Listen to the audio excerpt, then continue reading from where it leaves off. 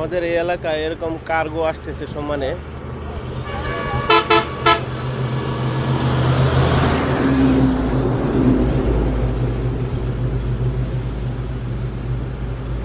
আমি আরো 4-5 দিন আগে এরকম দেখেছি আরো দুইটা।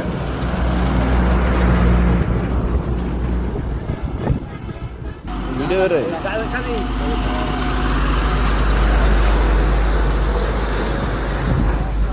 মনে হয় কোম্পানি হবে মানুষজন বলতেছে।